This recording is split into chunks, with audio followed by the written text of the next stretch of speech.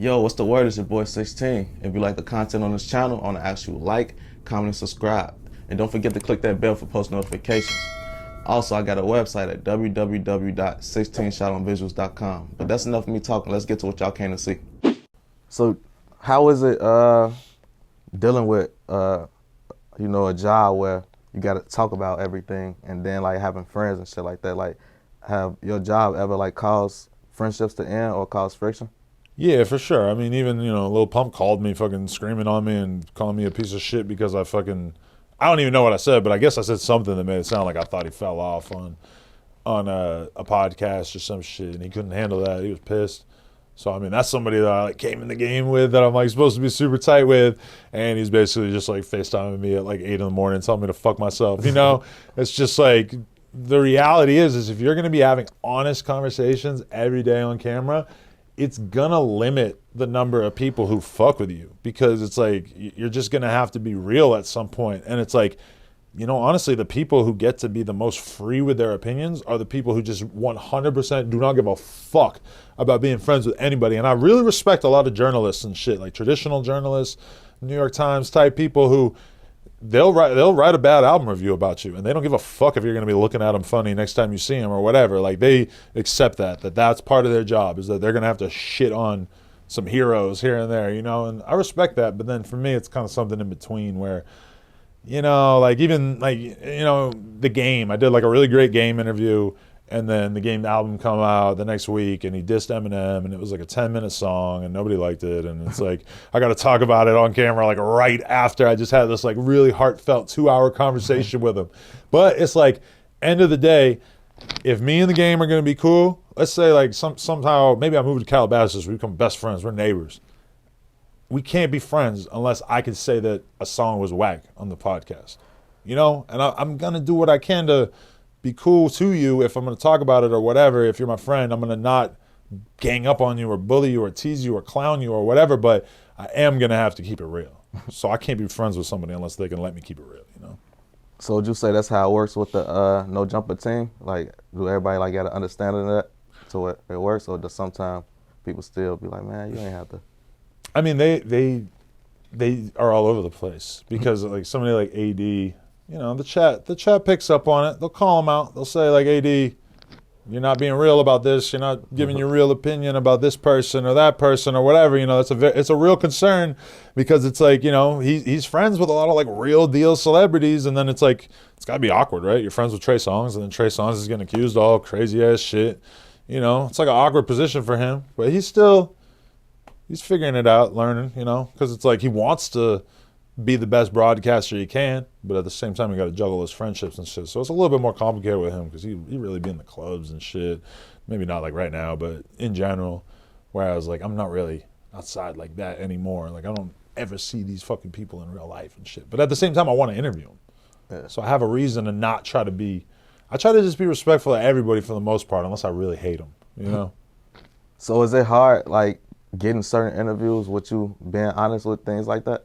Yeah, for sure. And I mean, I just accept that. But at the same time, it's like, the person who's able, like, if your sole mission in life was to do as many good interviews as you can, the best thing you could do would be to basically like hide your own personality and your own private life and everything. Like, think about somebody like Nardwuar.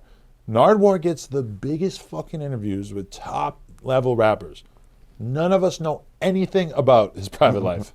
None of us know anything about what he's doing when he's not doing these interviews with J. Cole and whoever the fuck else. Is very smart. Like, I don't know how conscious it is, but he gets huge interviews and he hides, he very much keeps everything else in his life pure, so that you only see Nardwuar as a really great interviewer, which is smart. With me, there's a ton of baggage. Yeah. You down to sit here and talk to a porn star? Fucking white boy, culture, vulture, I don't know. Like, there's all kinds of shit that comes along with me, like baggage, You know what I was thinking about doing? Like, with, before I actually started doing the interviews, I was actually thinking about doing this, and this might have been a good idea. I was just gonna do the interviews, no voice, and just ask certain questions, and then type it out on the screen, just let the person respond, and there's no identity. Like, there's no way you could hate on this brand. It's just the brand. And I remember when I first started watching Vlad, it was a little bit more like that. You just ask the question and just get out the way and just let them answer it and not really be talking to them that much. And then as time went on, the thing is that if I'm really going to do a great interview with you, Can't do that. It's going to be hard for you to open up to me unless you can kind of relate to me and like you really believe that I'm a real person. And like, you know, a lot of people, like, you see the best version of them in an interview is because they really respect the interviewer, you know? And it's like a lot of times you won't really get that respect unless they learn about you. And like when I'm interviewing somebody, it's like I don't want to tell them a ton about myself in the interview. I don't want to make it about me.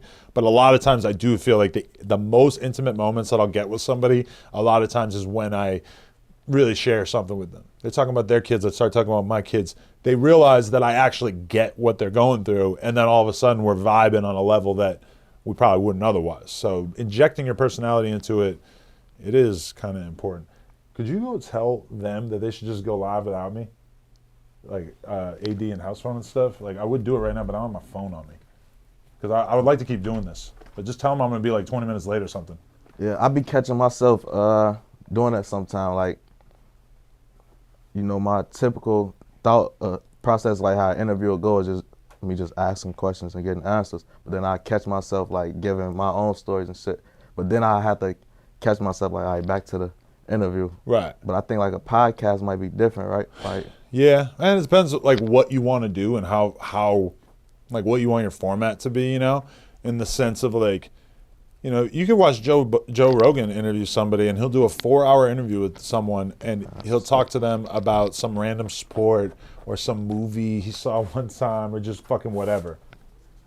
Yeah, I know. I said that they should start without me and I'll come in like 20, 30 minutes. Oh, my bad.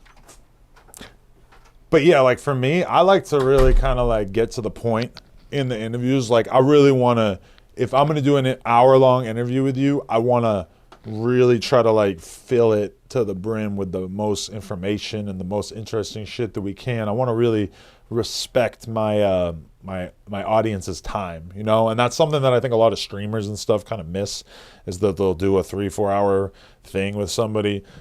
And yeah, it's like the clips end up being like a big percentage of people who see it and everything. But for me, it's like I'm trying to put together a nice polished package, you know? And so my style is to kind of just be like really focused on learning about the person. But I also, sometimes I do like a 3-hour fucking interview where all of a sudden I'm just talking about myself a ton. It's kind of all over the place.